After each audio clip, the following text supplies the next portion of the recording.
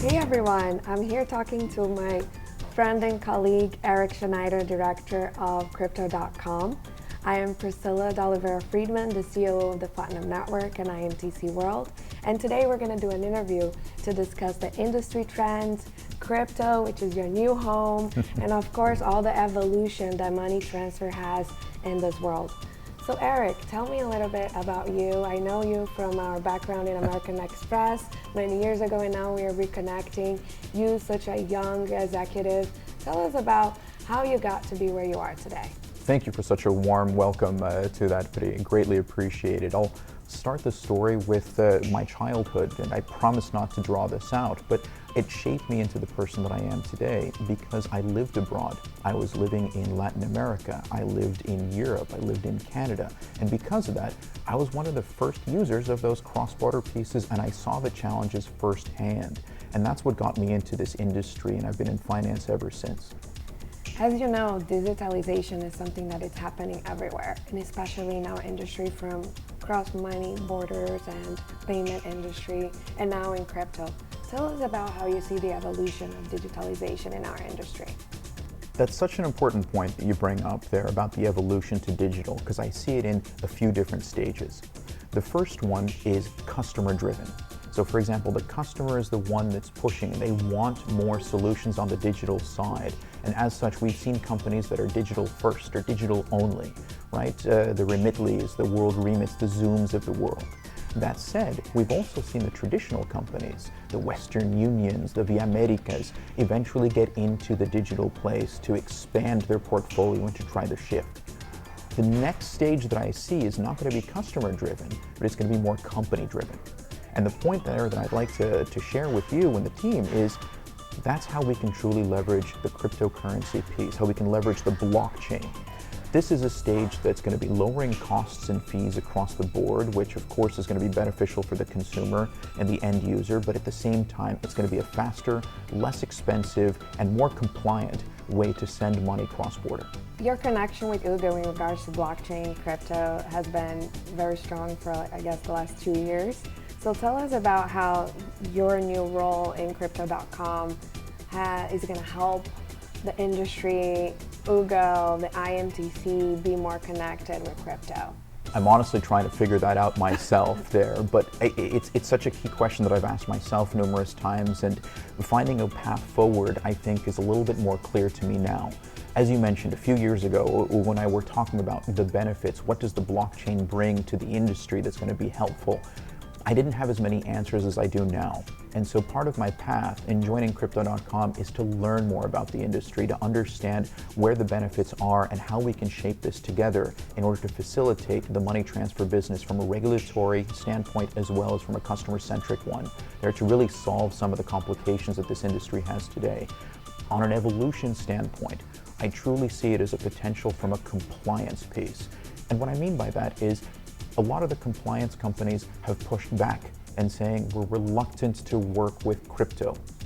Education is going to be very important on this side to see how we can show a user case leveraging the blockchain, not from a speculatory standpoint, but from an applicable standpoint, in order to get data from a compliance piece over from one company to the next with maximum visibility to the regulators in real time. And this is a key difference that exists today. Today we have the traditional format of sending funds back and forward, and then regulators are able to take a look at the data with a 24-hour, 48-hour delay. With the blockchain, they will have immediate real-time access to the transactions as they're going through, which I think is beneficial for all parties involved. Real-life data, that's something huge. Would that be the future? Everybody wants everything immediately, right? And that's such a key component of the direction that we're taking. The digital piece settling into mobile wallets, for example, settling into bank accounts, has accelerated the process from cash. The next stage is going to be exactly that, leverage the blockchain so that not only can regulators see things in real time, but a customer in, let's say, the United States sending funds to the Philippines is going to have seconds of lag time. It's going to be funds settled immediately. And that's what everybody is expecting. That's what it's going to go through. It's going to create opportunities, but it's also going to be challenging in order to adapt to this modern world. And so we all have to be in front of it. One of our biggest challenges, and I'll say opportunities, is the opportunities in Latin America, right? So tell me a little bit about Crypto.com, being a crypto user, investor, and a company. How does that impact Latin America? Have they caught up to the United States and the first world countries? We're exploring that now and taking a look where Crypto.com can add value across the globe. I'll start at a macro level and take a look at Africa, for example, because it's such an interesting case in which it leapfrogged.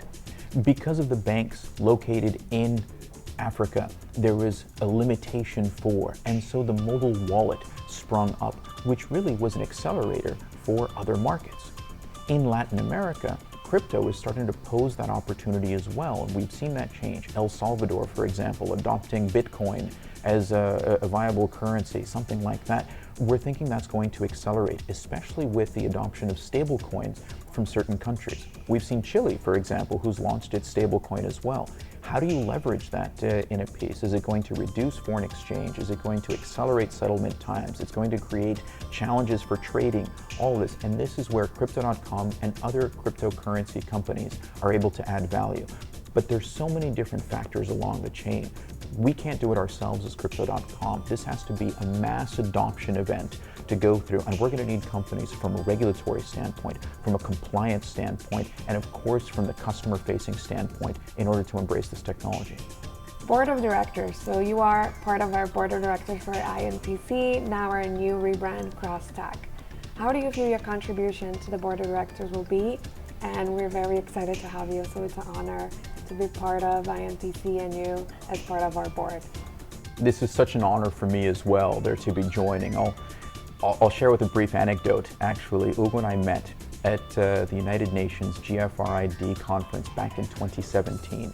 I was just starting with WorldRemit, and I noticed Ugo, he knew everybody at the conference and was reached out.